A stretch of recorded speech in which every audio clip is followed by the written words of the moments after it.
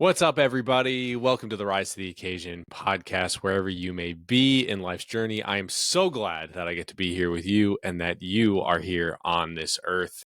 This is one of those rare Rise to the Occasion podcasts where you don't have to listen to me meander on and on and on solo. This is part of the interview series, and I'm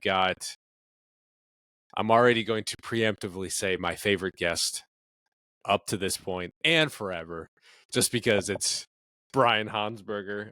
Brian is the person who taught me how to read the Bible.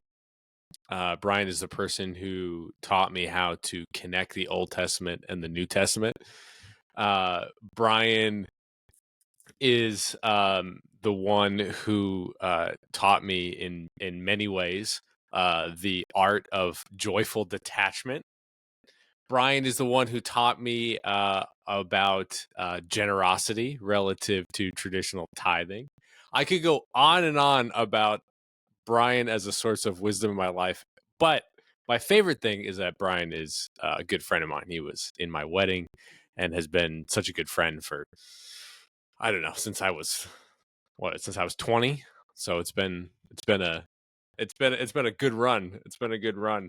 And this conversation, 15 years. It's like 15 years, yeah. About 15 years, yeah. Somewhere around there. And today's conversation, I'm really excited about because it was one of those things where the Holy Spirit was like really, I was thinking about something that was related to what Brian was thinking about, and then Brian was thinking about something that touched on what I was wrestling with, and I was like, let's just do this on the podcast. Let's just record this conversation. And this is also one of those podcasts where it's like, neither of us are trying to sell anything. Like, I'm not gonna give Brian isn't a website where he's trying to do something or other. It's just, this is another version of me being selfish and having a really important conversation that I want to have with somebody I really trust and is super, super wise. So, Brian, what's up? How you doing? What's up, Jack? I'm good. I am happy to be recording this with you. We were going to have this conversation whether it was recorded or not. And I have some really good questions for this subject. I just don't know if I have any answers. Yeah. I am for those who are listening who don't know me, I do a whole bunch of stuff, and I'm spread really thin, and I'm totally diluted. But I am a professor of theology and biblical studies, and I have these questions. I'm like 95% learner and 5% teacher, and I have so many more questions than I have answers. So we're going to at least ask the question today and maybe start to ponder, and maybe some answers will start to become more concrete in the conversation. Maybe not. Yeah, no, that's great. I should have mentioned that you was your degree in theology and biblical theology? Is that what it was in? Well, I have an undergraduate degree in finance and economics. And practiced finance for a while, and then yeah, studied theology and biblical studies, and now that's what I do full time. The basis of this conversation, aside from friendship, is that we're also both, because of the modern world, it's so crazy. We're both husbands and fathers and professionals and friends and sons and brothers and homeowners and spiritual mentors. And is there any other titles that we have? Well, I'd like to stay healthy. Yeah. I'm trying to eat well, stay physically fit. I have like 25 grandchildren. What? No, not grandchildren, godchildren. Sorry, I misspoke. Okay. I have like 25 godchildren. Yeah, so I think what we're trying to say, Jack, is that we're spread a little thin, right? We have a lot of responsibilities. Yeah. And when you look at, and so one of the questions we both ask, and it is the premise of this podcast. I've said it a bunch of times, but the premise is I want to be a good husband and father and son of God and professional. And I just stopped the list at there, but it's not the only thing I want to be good at. And it's and this conversation is like, well, what does the Bible have to say as a standard bearer of fatherhood? And if I want to learn, like, if there's so many things about, if I want to learn how to be a man of integrity in a particular context, like, I can go to the Bible and there's like obvious answers to the question. But when I go to the Bible for the question of a vocation of marriage and how to be like a good husband and father, it's like, what are my options? It's like St. Joseph, who said nothing that's recorded, and the scenes around him relative to Jesus, like, he's dead except for like a couple. And then who else? Like, who are my other options, Brian? Like, who am I looking at? Am I looking at David? Like, who am I looking at? No, you're not looking at David. Yeah. You actually remind me of David very much in some ways, but hopefully just not the adultery killed my friend's spouse thing. And I don't want to discredit biblical characters for making mistakes here and there. Like, David made one mistake, which led to an also very large mistake, the murder. But he then repented, and repented very well. So, I want to give him a little bit more credit than some people give him. But I think that the Bible does an okay job of describing what a good husband and father is. But what characters in the Bible show a guy who's good at his job, whether he's a priest, prophet, king, apostle, whatever,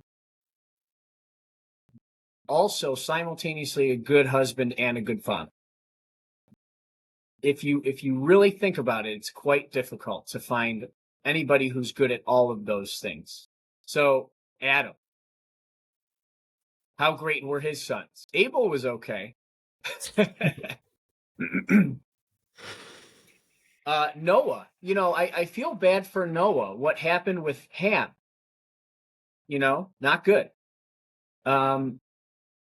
Abraham. Abraham is a compelling story that I think is worth considering. But after Abraham, we have Eli, great priest, not a great dad. Samuel, great prophet, not a great dad. Think of David, Solomon, pretty good kings. Not, Solomon, I don't think we can consider him a good husband. Well, I mean, even if we even just said, like, okay, Old Testament, like, those are probably the main names that people would know about. You get to the New Testament, it's like shocking. So someone who came into the church, it was shocking that Peter was a husband and a father. Like, I was like, what? Well, yeah. So Peter, the first pope, he was an apostle, and I think after Pentecost, he becomes good at his job. Right. But as a father and as a husband, it's almost not mentioned. It's almost not mentioned. So we hear about Simon Peter's mother-in-law and her healing by Jesus in Capernaum. But in regards to his wife, I mean, we have some tradition, but that's not in the scriptures, and very little anything about his children. So we can't get advice. We can't observe the apostles. I mean, most of the apostles were celibate, but Peter, we can't observe his style and his technique of fatherhood or husbandhood, and then learn something from that. What do you make of this? Like, what do you make of the reality that, and we can dive in. Like, I do want to dive into Abraham in particular and his fatherhood, but yeah, what do you make of this, that if we were going to try to model somebody who lives out the standard set by God? Because one of the other things that I have written down that we should talk about is, like, the only father that's omnipresent is God the Father, and he is actually a great exemplar of fatherhood. And we can and should talk about that. But like outside of that, outside of the omnipresence of God the Father, human fathers, why does the word of God not necessarily have like a clean cut dad? Even Job, like we don't really get a glimpse. He was apparently great at everything, but like we don't really get to experience it lived out, and it's not really like a priority to say here is a great man who held together all these things in his responsibilities of being a husband and a father and provider. Yeah, yeah, I will answer your question. I just want to expand on your question first. Uh, Jesus could be an example also of some of these things, especially husband, because many times in Scripture he's called the groom, the bridegroom, with the church being his wife. And there are things to learn about that, and that mystery is, explained by Paul in Ephesians 5. So we do have some advice there from Jesus. Still, Yeah. he is a divine character. I literally just gave a talk this week on imaging the divine um, in Parenthood, and how like God sets the standard of parenthood, of unidirectional love, of developmental treatment of children, of having one foot on the shore and one foot in the water, of holding you to the standard of truth, but honoring your subjective experience, and like all these elements of like good parenthood. So we should definitely talk about that. Yeah, and that's a good thing. But I think, I don't know about you and your listeners, but I aspire to emulate biblical characters who inspire. Yes. And if I had to choose one person that I emulate in my job, it's St. Paul. Um, his teaching style, his rhetoric, like those are things that I try to emulate. I would have I thought it was can't. Judas. Well, which one? If it's Judas Maccabus, you can count me in. So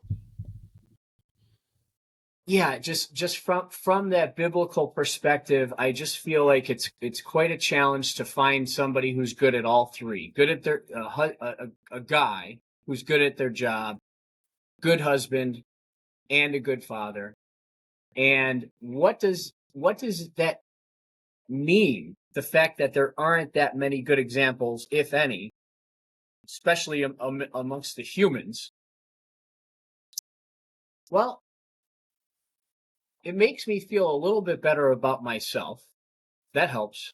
Because Because when of your I'm, imperfection.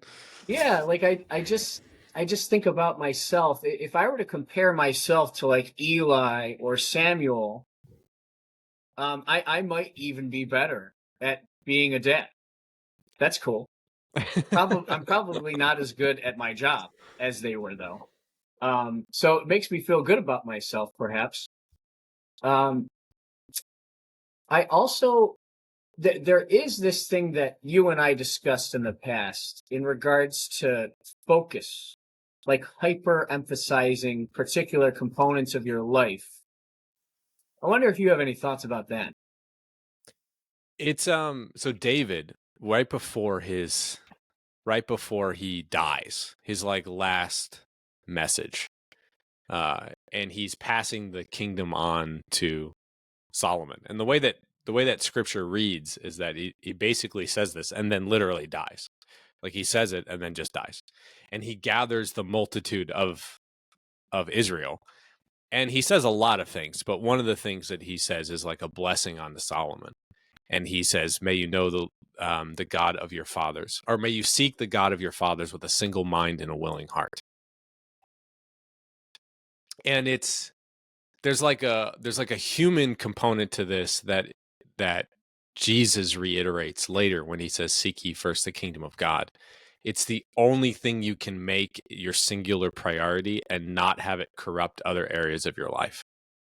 And it's this fundamental thing that we as human beings will seek pleasure, will seek power, will seek honor, will seek glory single-mindedly with a willing heart, and it'll corrupt us. Even if it's pleasurable at the outset, like, yeah, the first time you do heroin, you might love it, but it's gonna corrupt you. You know, the Or first even if it's a good thing, friendship like or like marriage. yeah, Yeah, to focus on a good thing, but if you were to be single-minded about that one good thing that's not the kingdom or God, it'll that destroy you. yeah, it'll crush that thing that you love so much too. Yeah, it Yeah, it absolutely will. Like, even, deifying your spouse is yeah, is that's a is way a to crush your spouse. yes, Yeah, and it's a way to ruin your marriage. It might feel good in the beginning to everyone, yeah. but if you deify your spouse, it's really bad. If you deify your friends, it's really bad. Um, so may you seek the God of your fathers with a single mind and a willing heart. The Bible does a phenomenal job for men in communicating what happens when a man has a singular focus and when he takes his gifts of compartmentalization, his masculine genius of compartmentalization, Yeah, I right? love how Because, you call that part of the masculine genius. That's funny. Yeah, go ahead. well, it's true. It's true. It's like, why are more men cops, Uh-huh. right? Because you're like, you can just stick to your duty, right? You're not holding everything together. Most women, not all women, there are good female cops, but most women are holding everything together at the same time. It's a gift. It's a part of the feminine genius. And the masculine genius, it's like, I can compartmentalize. Like my wife, like Katie, right? Like, Katie's always a mom. Like, 100% of the time, she is a mom. There's 10% of her brain that is always momming, right? No Like, matter what. Yeah, she that is can't a turn it off. she can't turn it off. Like, I Yeah. can. And there's a gift and a curse to that. Like, Mm-hmm. I will go and I will work and I will write and I will totally forget I'm a husband and father for that hour that I'm writing. Or I'll go on a date with Katie and totally forget that I have children. I'm just with my wife. And she loves that, right? Like, she just loves that. So yeah, there's a gift of compartmentalization. There's a bad thing about compartmentalization. Yeah, it's a double-edged sword for sure. Yeah. But in the course of, like, if I singularly focused on one thing, right, I can become great at that thing. Like, Steve Jobs is the proverbial example of this. Right? Like, he was great at innovation and technology and pushing the limits of a business, and horrible in every other area of his life because it got 0% attention, right? And the Bible is really good about this. Like, single-minded devotion of men does incredible things and destructive things, but for the most part, truly incredible things. And there's a need when you want to be a good husband, father, and provider and son of God. There's a need for more balance. And the single-minded approach is like, if I could segment my day single-mindedly, like, it would work. But there's also just so many segments in the day, you can't actually accomplish that. So I love the Bible teaching single-mindedness and its power and the power of Mm-hmm. focus. But I'm like, that produces neglect in the life of a husband and a father. Neglect of health, neglect of spouse, neglect of kids, neglect of work. That is just like, really bad. Here, let me put it back on you here, because I was talking to somebody that I was, like, one of my mentees, and one of the things that was really important for this individual is, I was like, you keep having this expectation that you're going to catch up. You're going to catch up on your lawn. You're going to catch up on your emails. You're going to catch up on your health. You're going to catch up with your wife. You're going to catch up with your kids. That there's some destination where you're going to catch up. And it's a complete delusion that's making you miserable. There's, like, no catching up in the state of fatherhood. There's, like, you're just kind of moving around trying to focus on what's maybe on fire or what you think is most important. So what do you think about that? What do you think about everything I just said, I guess? Well, the first thing I gave up on was emails. um, I know you didn't get the link to this video chat. no, no. Yeah, I do agree with you that the Bible tends to encourage that single-mindedness and that there is a good to it, and that it's especially good in particular moments of the day. I think that gift, if you will, to compartmentalize and to really focus on something. That's a very good thing. In addition to the lack of examples in Scripture of guys that are good at the big three, right? Job, spouse, father. I also see a lack of that in real life. Like in my own life, that I have my own dad who might be the best example that I've had of this. But I have grandparents and uncles and mentors, and then people my own age who are now dads and full-time workers and all this. I realize that it is just really hard.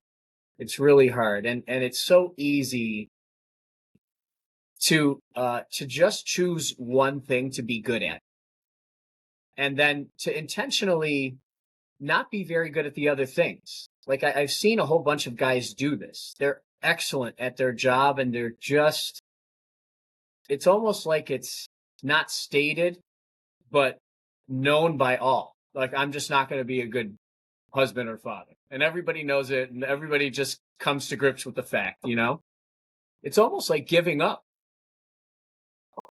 And still others. Like, I know some really good dads who just are not very good at their jobs and have no real inspirational career to speak about.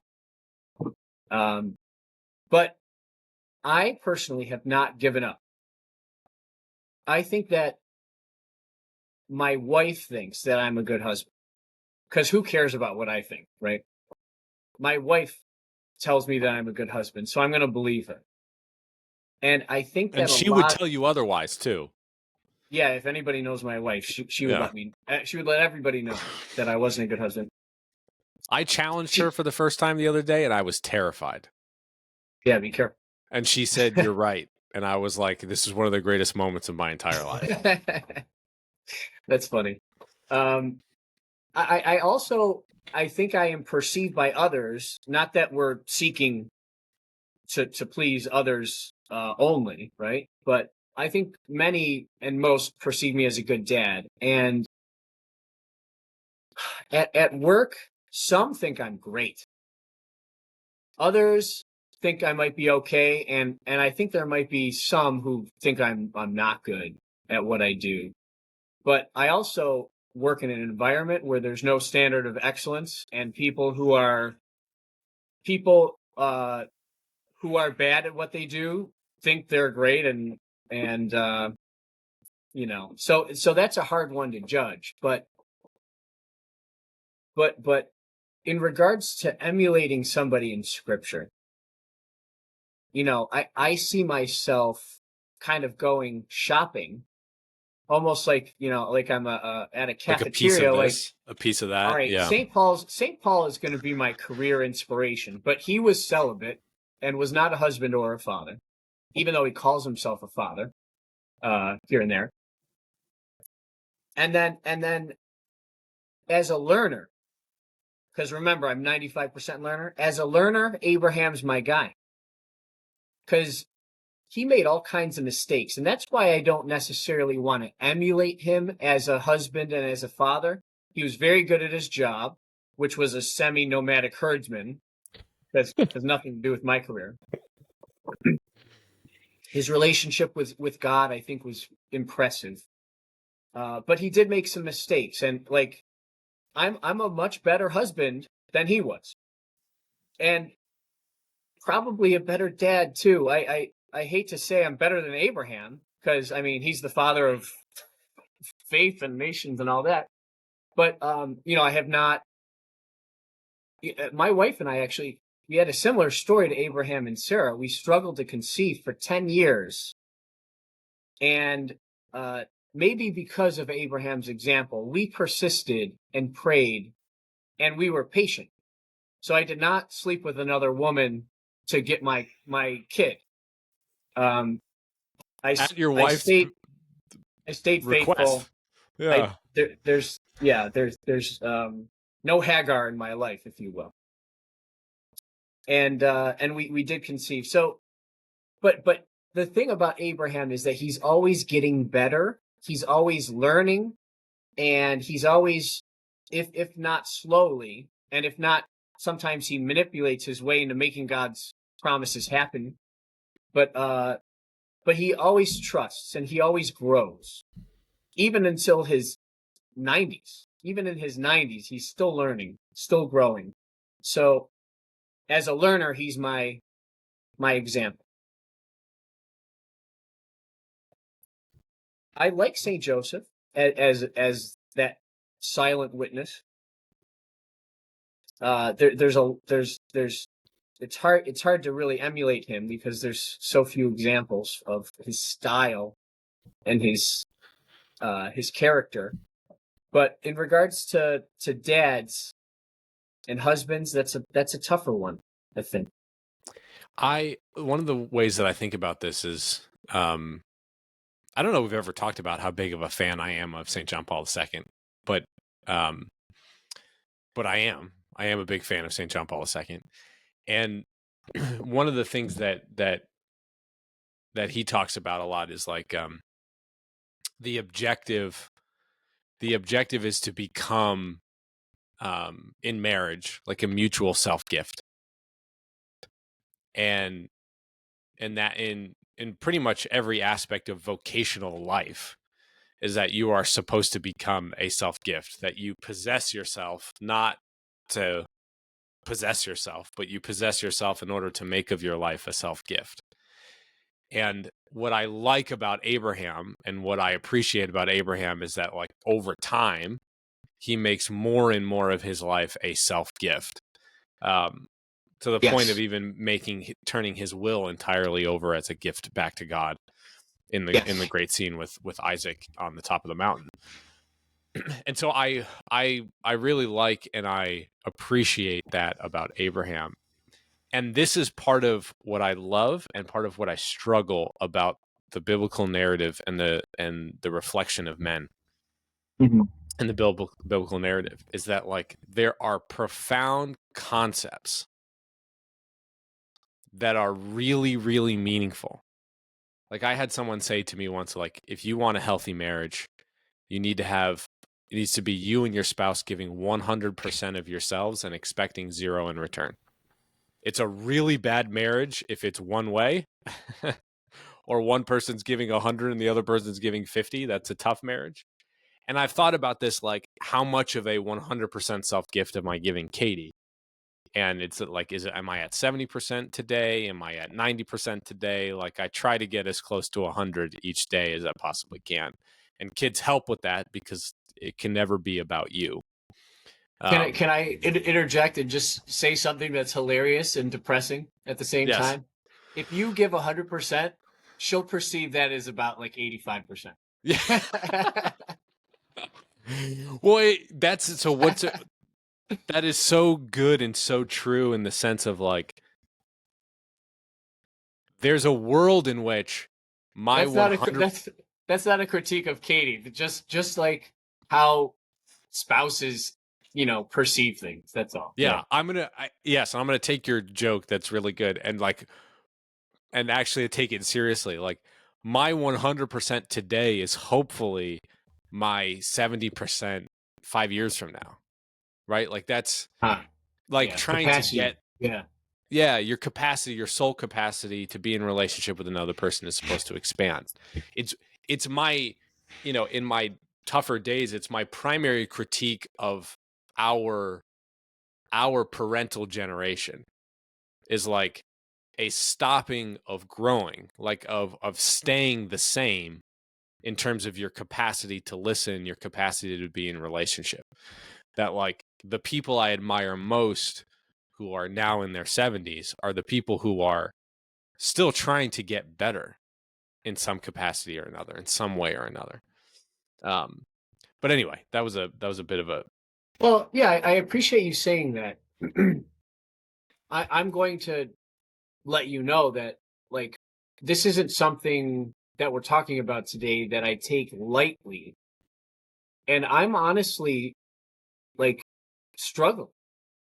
I'm honestly struggling with managing everything. And um I I'm perceived right now as being good at all these things, um to different degrees. But I do think I'm getting better. I do think I'm getting better, so that's encouraging. what's the struggle for you? Because I am too, but what's the struggle for you? Time. So if I could, to me, like I'm as I become more proficient at work, as our kids continue to grow up and become more mature and demand more time and attention from me, I feel like I'm being spread more and more thinly and getting uh worse, getting worse at some things. And the only solution, because there's only time is the primary limitation, um, to be able to do more in less time is really the only solution with this context. How do I make the time that I spend on each thing more impactful since I have less to do? So I've been in my job for 15 years. And when you're with an institution long enough, you become known as a resource for many others. So there's so many things that I'm contacted for that have nothing to do with my actual job. And who knows what percentage of the day that takes up. Like what we're doing right now. You know what I mean? Like, and I'm not complaining. I love this, but this times, I don't know, how many things per week. Like at some point you're diluted so much, you're spread so thin that uh it becomes a real struggle to be good at anything. Mm, You know what I mean? So, yeah. like, to me, my capacity to grow and the speed of my growth and my ability to improve is, it seems to be slower than the speed to which I am needed by others. Hmm. So my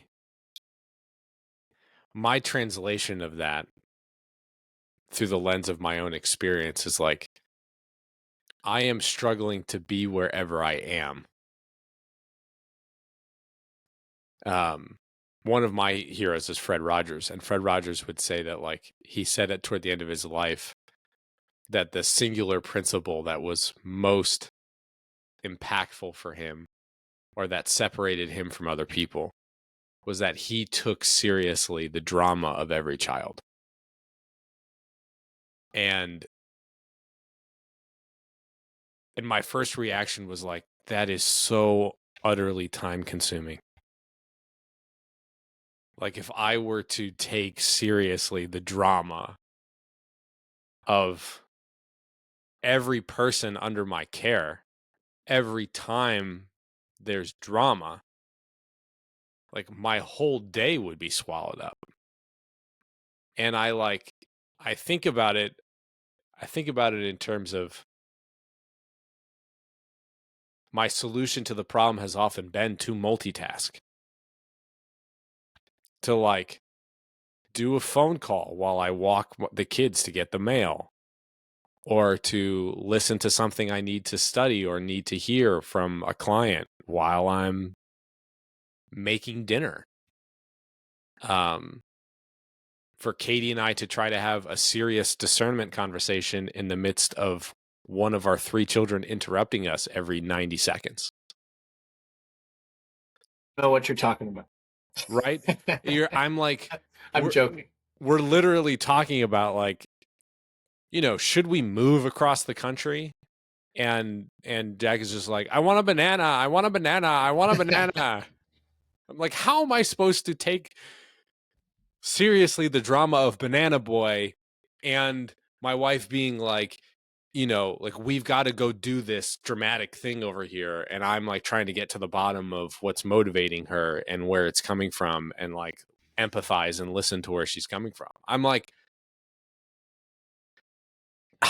this is hard. This is like impossible. It feels, and all, by the way, on like 4 hours of sleep, because we have a newborn, because now he's 5 months old now, but like all on like 4 or 5 hours of sleep. And I'm sitting here making like, oh, I'm going to go quit my job, or I'm going to go do this big thing. Normally I would have taken a year to discern this thing. I'm now discerning it in like 11 interrupted minutes with my wife. And I don't know. I don't know what I'm doing. I don't know if it's good. I'm just like, just churning through the day. Yeah. Yeah. So what do we do? You know what? I just read this interesting book to try to cope with this by a guy named Cal Newport. He's a an author, and he has a social media following. And the book I read by him, it's called Slow Productivity. And he basically wrote this book for me.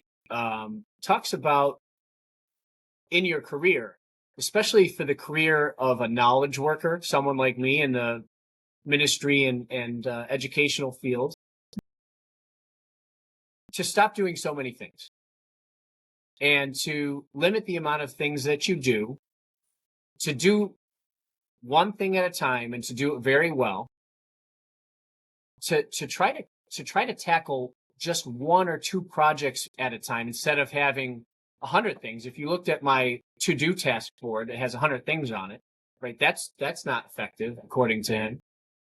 And also he recommends that you take a long time to do it, that you should focus on every detail and produce only things that are superb. Like, don't complete things that are okay just to get it done and say it's done so you can move on to the next thing. Take a longer time to do one thing and to do that thing in the most excellent way. So when you think it's done, it's not done. Wait after it's done and then make it even better again, and he gives examples of people who have done this. All the great names that you can think of, from Einstein to whoever else, they all like kind of like left everything else in their life and had this single-mindedness, right? To continue the theme. And they would work on a book, for example. Like, some people are pumping out a book every year. We could name the names, right?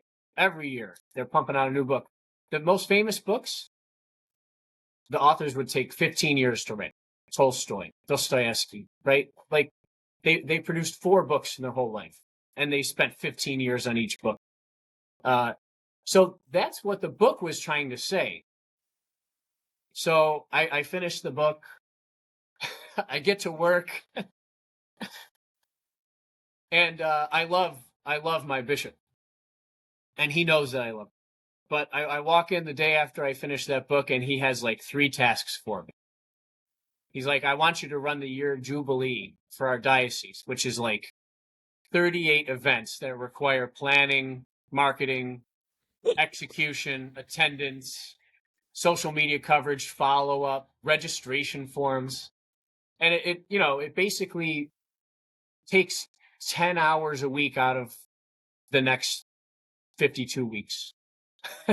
Right? Like, and what I learned, the day after I finished that book, is that I'm not in control of my time. Right? Like, some people who knows what people's jobs are and how autonomous they are in how they use their time, Yeah. how much control they have. I don't think very many people have control over their time. Their time is oftentimes in the hands of others. And we're not choosing what we're doing as much as we even might think we are. Uh, Jesus warns this. I think Peter has this idea, perhaps, that as he gets older, he's going to become more autonomous and more capable of doing what it is that he thinks he should be doing. And Jesus has the opposite to say. Others will be guiding you, and you're going to be taken to places you don't want to go. More depressing. Uh, this is such an aside. You feel free to cut this out if whoever's editing this, if there is an editor. But you know how there people in the generation above us, they'll put all these inspiring quotes all over their house, like faith, family, friends, live, laugh, love. I want to start a little company that creates the signs that you can hang in your house that are just the inconvenient statements of Jesus. Like every last penny will be paid. You will be led to places you don't want to go. Just it's like First the Corinthians beware. 10. God was not pleased with most of them. I think that this is a great business plan. I think it's a But great t-shirt business plan. yeah, t-shirt, graphic tee, if people wear graphic tees anymore. But my point, I hope you get my point. Yeah. Like if I could control what I did, I would probably do exactly what Cal Newport suggests. But I don't even have that, you know? Yeah. I similarly, I was reading something from Warren Buffett where someone was like, "What's the difference between the wealthy and the extremely wealthy?" And he was like, "The extremely wealthy are can ruthlessly say no." And Are you saying I'm I not was extremely wealthy? yeah. Well, Yes, I you are. mean, I'm not. There's a part of it is like if you just take it, it's not a perfect analogy because once you're wealthy, there's just a degree of time autonomy that can emerge. Mhm. And that can then lead you to basically saying no to everything because you're not compelled to. There's a difficult application of what Cal Newport is saying, which is like I have to be obedient unto the thing that provides for my family to a certain extent. I have to fall in line with the rules and mechanisms of the current culture and social structure and economic structure. There was a whole time in history in which family life and economic life were completely intertwined, where Yes. dad was an artisan and and and mom was in charge of everything that was happening within the context of the home. And there was such an enormous amount of work to do that sometimes you would have kids just for labor Yeah. and for expansion of the family, right? But it was all intertwined. It was like you could be like you couldn't separate being a good father from being a good provider. They were the same thing because you were like father boss to your kids at all times. And there was like a different framework. It's like now dad goes and disappears for a period of time. And psychologically, like we talk about how dad represents the world to his children.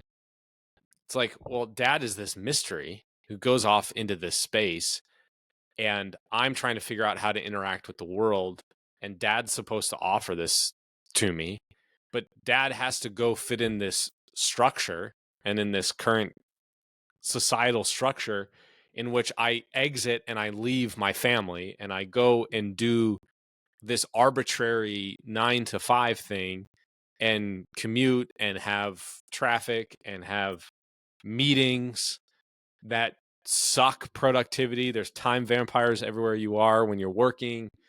And then, like, you come home and your wife has been alone with your kids all day, or your kids have been with other healthcare or childcare, and they have all these things that they want to tell you about your day, but you also have to like make dinner. It's not set up where everything is sort of integrated into one another. It's completely disintegrated from one another. And so part of the challenge is like, how do I integrate all of these things?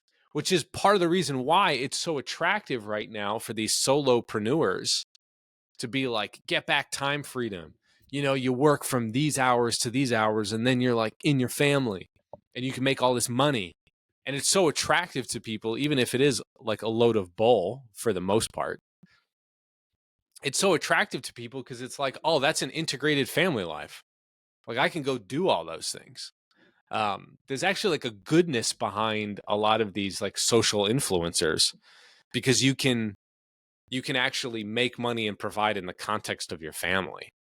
And so there's just like, there is a time problem. There's also a social structure and economic structure problem.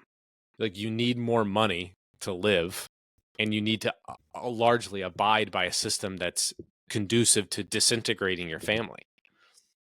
Yeah, I like very much what you've said, and I oftentimes will appeal to the historical narrative to judge whether or not my complaining about this is valid or not. And it's true that there was a sense of integration, like tighter integration between work, husband, and father, those three roles in an agrarian society. All three were happening simultaneously on the estate, right? Whether you were a peasant or an owner, it was always a family affair, right? And it's true that in the post-modern industrial economy, that, you know, not only the dad is leaving for work for the 9 to 5, but the mom is most often too, right? And that does make it a little bit more difficult. But I don't want to use that as an excuse, because I don't see anybody in the biblical agrarian context being that good either. You know what I mean? Like, I don't see anyone who is like really a major standout at being good at all three of those things. It's like confronting, I think it's part of it is like confronting the reality. Like, what are the points of resistance in an agrarian society to a man being good at all three things? Like, there was different. It was different then. Like, the obstacles to that were different than the obstacles to now. Yes. And part of the obstacles of now is trying to jimmy the thing under a segmented and compartmentalized structure. And that's part of the cross of the modern man, which is why I was like, why my mind and my heart leans toward being in the present moment. Can I just be where I am? Can I have present moment awareness? Can I be where I am? Can I not be influenced by a state of anxiety about the future? Can I not carry a negative conversation from work like into a dialogue with my my kid? Can I actually just be where I am, be with God in the present moment, giving whatever it is I have to offer to the person in front of me, and rest my head every night on a pillow being like, you know, the life you presented to me today, God, I responded to with my best in the moment. And I was trying to collaborate with you in the moment. The flaw, of course, is that sometimes you have to step back and you have to be like, well, where are we going as a family? Is this the right school that my kids are in? Like, do we need a bigger house? Do we not need a bigger house? But like, if I can be in collaboration with the Holy Spirit and I can be present to what's happening within me and around me, like, is that enough? Like, is it enough? And that's sort of the question that's been running around in my mind. Like, is that enough? I have two contradicting answers. So a So yes and a no. yeah, so the first answer is it just goes right back to the Sermon on the Mount, which you already quoted. Like, seek first the kingdom of God, and everything else will be given to you besides, right? So, if we're and right around there, Jesus says, "Don't worry about anything. Tomorrow is its own It's enough for problem. tomorrow. Worrying about today is its own evil. So don't worry about tomorrow." Uh, so in that sense, like, all right, what does that look like? If you enact that, if you live that way, which we must, because that's what Jesus is asking us to do. So we do live that way. We do think that way. There is this sense of dependence on the Holy Spirit, and when life is so hard, and all these keeping all these balls up in the air as you're juggling is so difficult. Really, the only way to keep it all going and to retain your sanity while you're doing it is to just hold on as tight as you can to God and don't let go, right? So there's this like desperation and clinginess that's essential just to survive, really. So I suppose one of the gifts of a totally chaotic life that's spreading you thin is that dependency that becomes necessary, right? And that's a good thing. Still, I think of all of those, especially Old Testament characters who clung to God similarly. They did have a very good relationship with God, and they were really good priests and prophets, and their sons were awful. So, a hyper focus will oftentimes lead to the neglect of something else. And I do think that there's a practical there's a practical guide that is it needs to be identified and then followed to ensure that you're good enough at your job where you can keep the family operating, that oikonomia, that family existence, right? That has to keep going. So you need to be good enough, proficient enough at your job to keep that going. But training your sons, my sons, training your children requires you have to be able to think 20 years ahead. Like virtues, yeah, kids will accidentally acquire virtues if you do nothing. If you just let them live life, and if you just send them to public schools, they may eventually become good at something, whether that's social survival or locker room banter or rhetoric or math or hard work. What they might be good at that stuff, maybe not. It'll be coincidence if anything good happens. and it'll likely be the result of circumstances, like what environment they're surrounded by, who they're surrounded by. But an intentional dad is thinking, okay, I want my kids to have such and such virtues and character traits. And if you want kids to have some of these virtues, they don't just happen by accident. They're built up. They're trained into people. If you want your kid to be good at debate, argumentation, dialogue, you need to be able to not just think about your own thoughts, but you have to be able to understand what other people are thinking. You have to understand their philosophy, what their philosophical bibliography is, why they think the way that they think, what they're going to say next. And how do you build that up? Well, they need to know how to read. They need to know how to listen. They need to know how to comprehend. They need to know how to think a step or two ahead. Well, how do you think a step or two ahead? I think chess is great.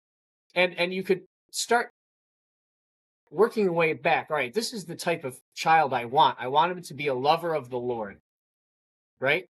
I want him to be able to interact with society in a way that compels others to love the Lord. I don't want him to be a victim of the currents and the waves of what's popular. I want him to know what's popular, but I don't want him to just go along with it because it's popular. I want him to be able to deliver a proper philosophy of life, a good theology that eventually leads to good actions. I want him to be able to portray that to the world. And to do that, 101 steps need to be made before that. And they're not going to happen most often by chance. Yeah. Or by just observing. Yeah. The school will teach them how to read. Most schools won't even teach people how to think. Most schools will teach kids what to know, but not how to think. Right? So parents have to go way further than anything an educational system is doing. That, as you said, Jack, that requires observation. It requires a strategy. It requires hundreds of micro adjustments. I had a son this morning who was complaining about going to school. So, I mean, the first thing I thought was, the Israelites in the desert complaining and grumbling and how that angered God. And then I thought of 1 Corinthians 10. These things happen to them as examples for us. Don't complain and grumble, right? Of course, I wasn't spitting scripture passages at this little boy. But, I asked him a Socratic question. It's like, okay, tell me why the complaining, why are you doing that? How do you think that's going to affect the fact that you have to go to school? So I'm addressing a concern early on, but at the level that he could take, right? That's just a micro adjustment. Yeah. Yeah. I think being able to take the long view, it's like living in the structure of I'm going to be present. Like I'm just going to be where I am is like effective once you're in a particular structure. Like if you even just think about that financially, like you can only do that if you actually have a plan of where all your money is going over the course of a long haul of where savings are going to go and what you're going to invest in and what you're not going to invest in. That is, if you're not going to be like, oh, I'm looking at stocks and investing and pulling investments out on a regular basis. I'm going to be like pretty active. Now, if you have like a set structure, right? And it's the same thing with family life, is like once you're in the job you're in, right?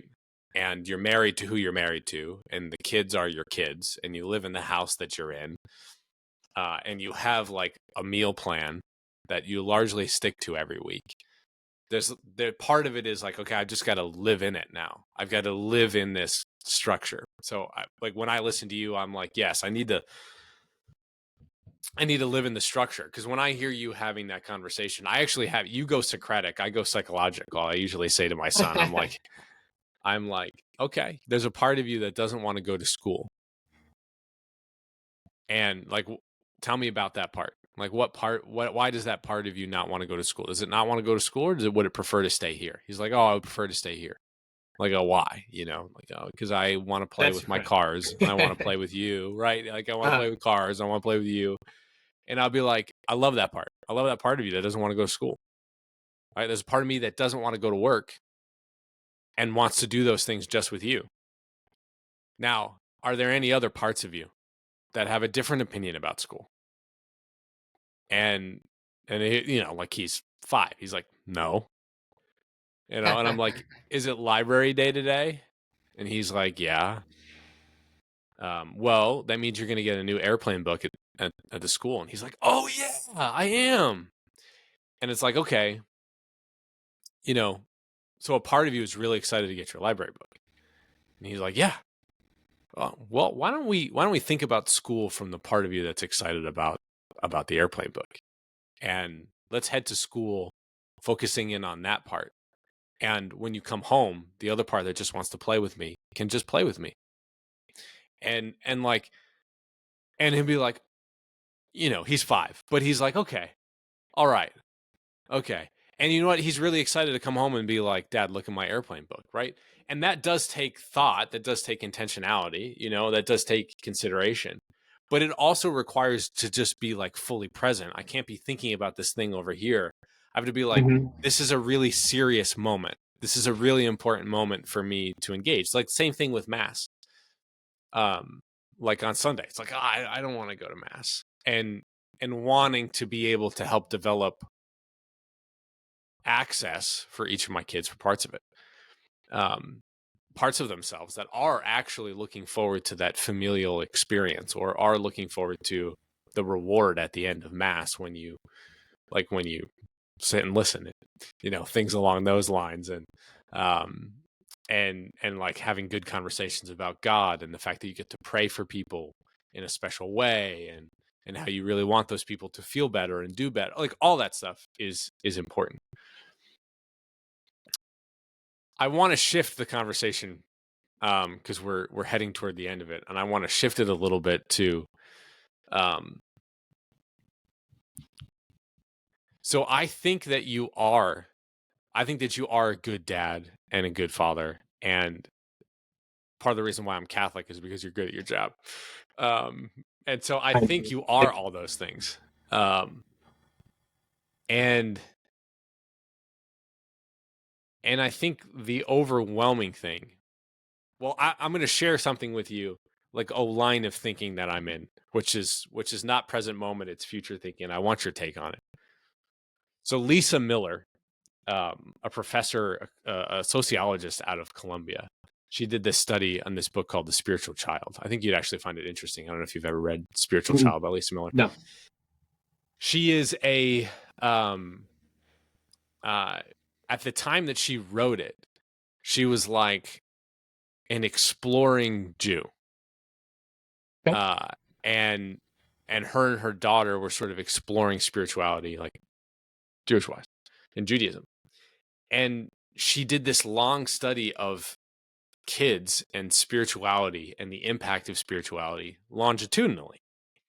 And the basic argument was that, like, if you want to have an emotionally, physically, relationally healthy kid, you should help them develop a sense of spirituality, because people who are spiritual and have a moral sense of duty and community in a religious context end up being way healthier than other members of society.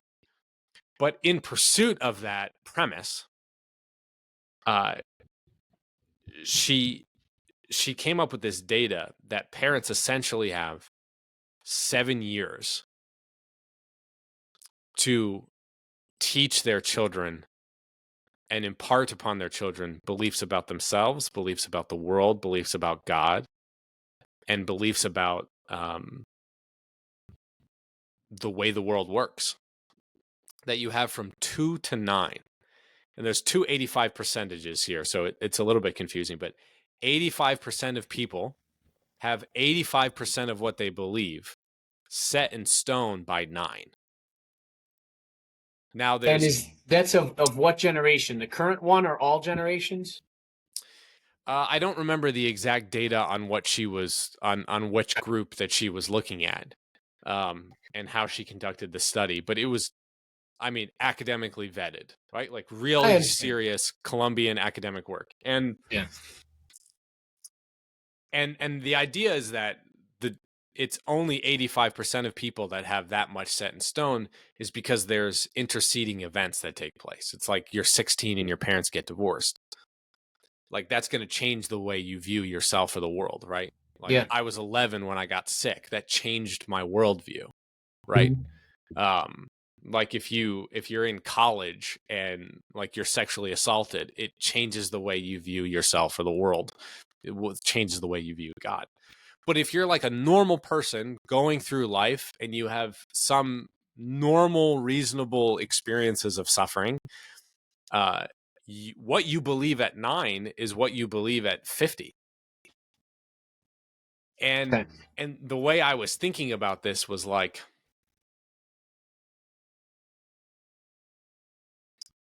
there are seasons of life.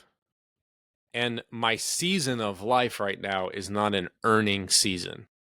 My season of life right now, because I have kids in the window, is a season of like marriage and like really, really intentional, dedicated fatherhood.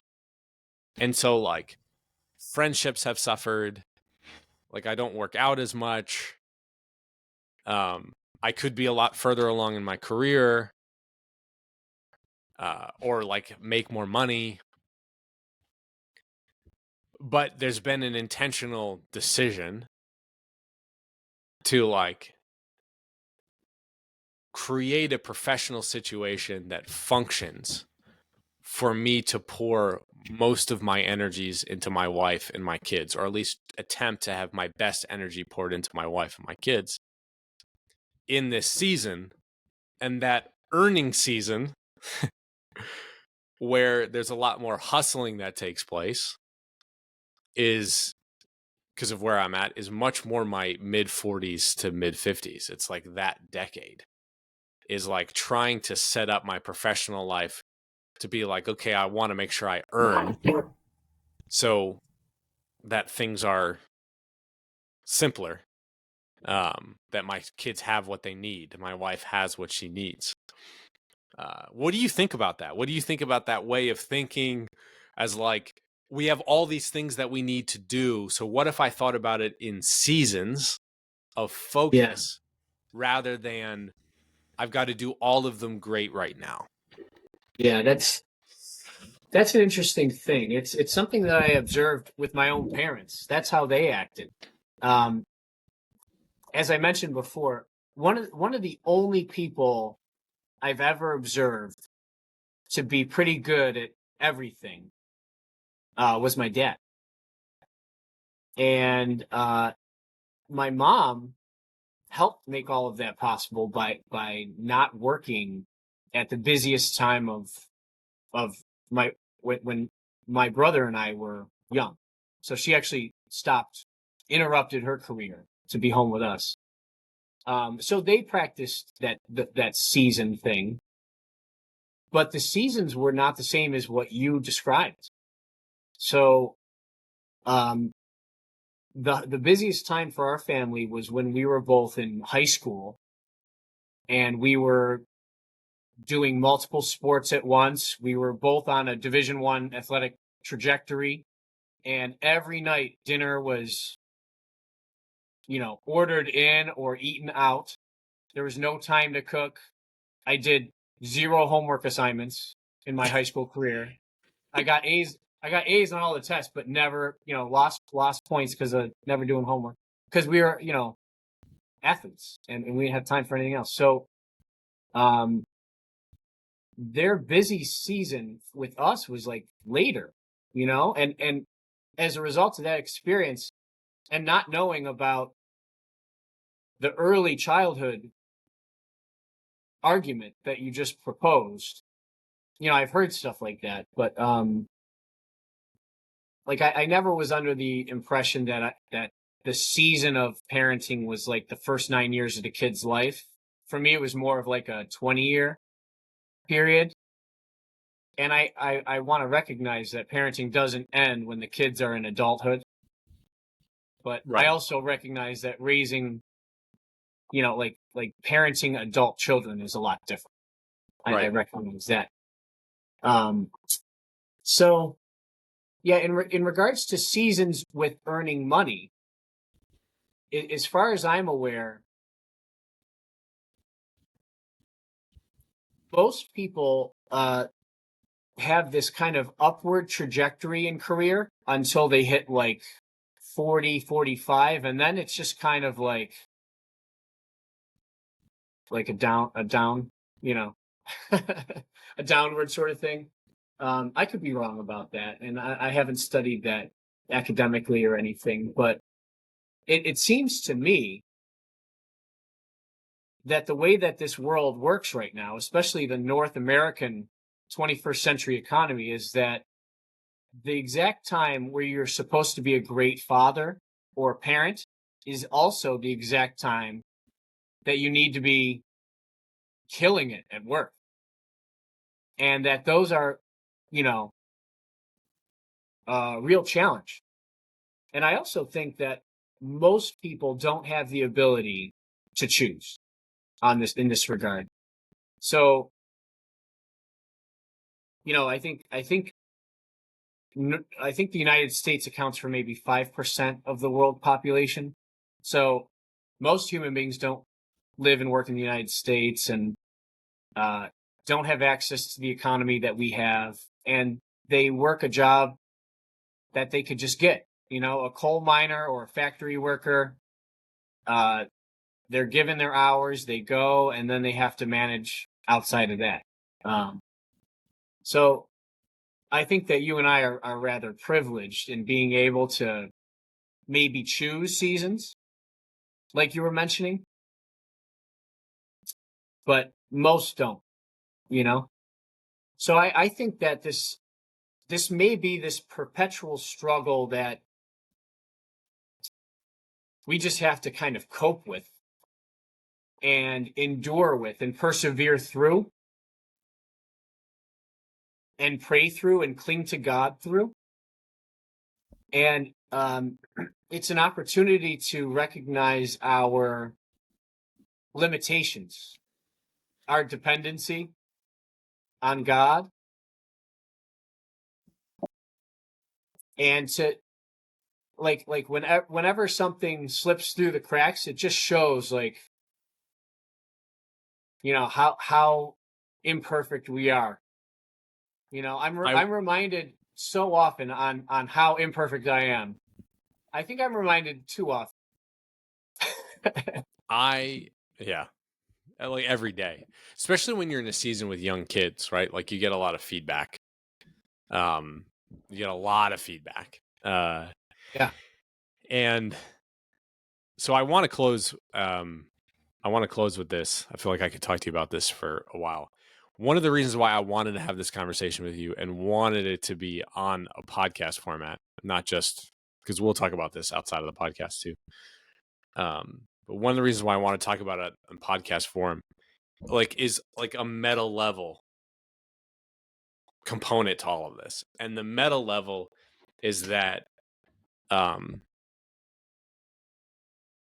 as men, we're bad at sharing what you shared, which is like I'm struggling, or like where I've wanted to go at different points in times. It just didn't seem right. Of just like the third kid has kicked my butt.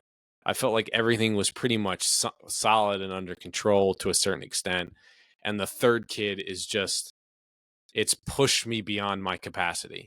And God does that, right? Like, and it's good for that to take place, where God stretches the capacity of your soul and your heart and everything. But it's like painful. It's like what we're talking about at the highest level is like suffering well as fathers and husbands. Like when you look at, I'll just use my family. It's like my kids' needs, Maggie, Jack, James, like my wife's needs. So I have it here, like the kids' needs, like my wife's needs, like my needs, properly ordered, right? I am the first one up. I am the last one to go to bed.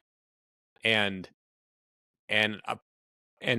like talk about that routine and why that's important to me, and why it just works out because of the way that Katie's sleep rhythm works, like why that even works.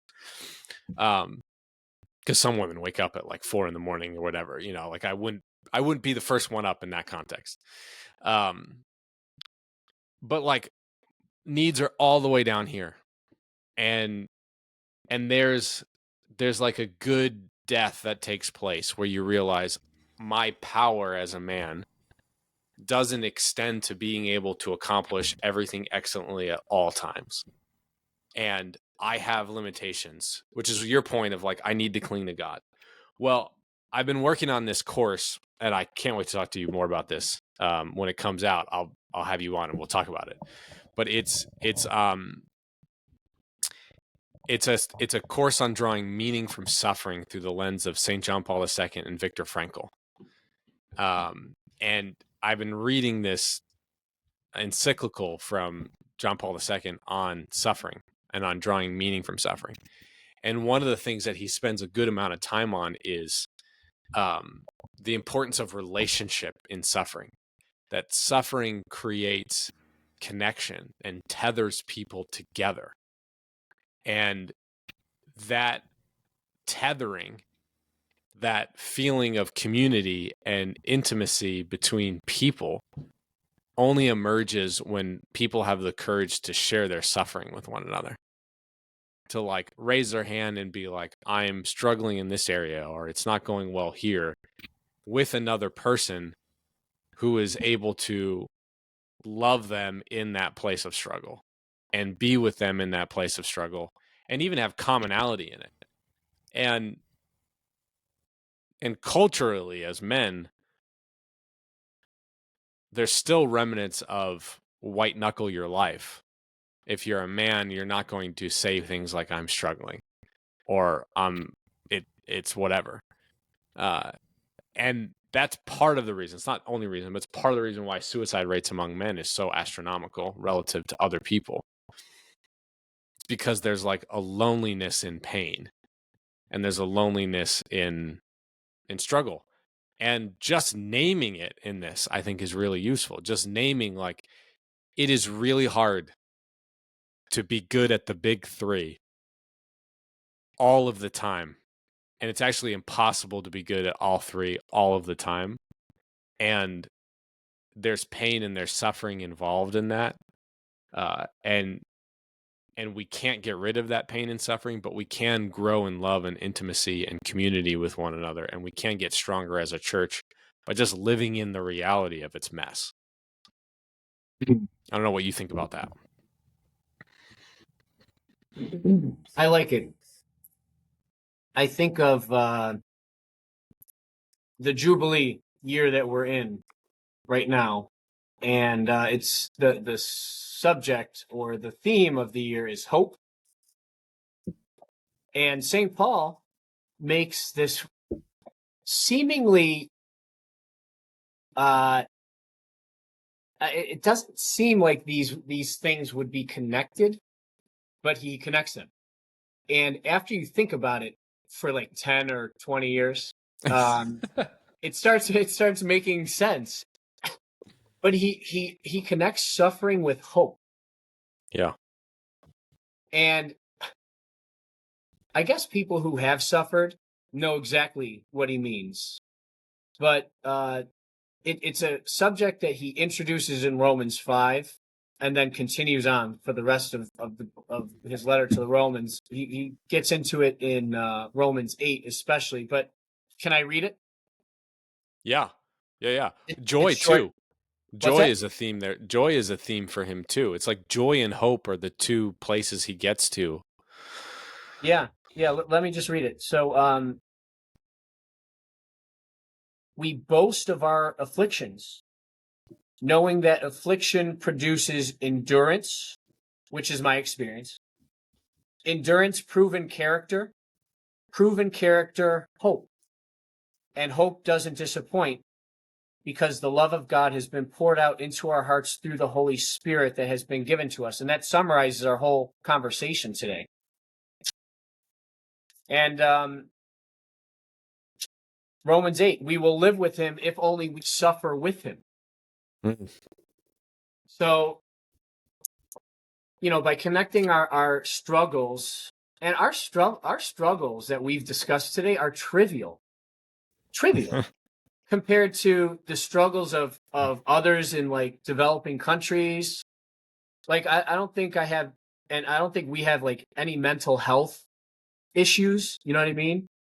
Um, people have gone through great physical suffering, and think about the suffering of Jesus on the cross. Like we haven't gone through anything like that. But no matter what the level, like my suffering right now, my struggle and affliction is being torn apart. You know how like William Wallace was quartered? He was pulled in 4 different directions. Well, I feel like I'm being torn into 3 different parts between the 3 different important things in my life. I'd like to add yard work in. Yard work too. I have neighbors who But come to me and are like, "Do you want bushes? I'll give you bushes," because they're like, "Your yard is embarrassing." yeah, so I feel like I'm being pulled apart. But what's the answer? Like there's a spiritual answer to this. There might be a psychological one that you have, but the spiritual one is certainly clinging to God, connecting any suffering that we go through, any of our afflictions, with the afflictions of the Lord, turning that into hope. We know what suffering led to for Jesus. It was death, and then it was resurrection, and then ascension and glorification, right? So if we attach ourselves to Jesus in the affliction, then we hope for those next steps, right? Jesus was the first fruits, the first installment of those who are to be resurrected and glorified. So that's the source of our hope. I think so. I feel like we stumbled into what the proposed answer is at the end of this. Like the proposed answer is basically like the biblical narrative and the biblical characters are indicative of the fact that this problem isn't necessarily like solvable. That instead there is suffering that emerges. Not that we need to invalidate that suffering by being like, well, like relatively speaking, the suffering isn't as great as if I was in the Holocaust, like Viktor Frankl. Like that's unquestionably true.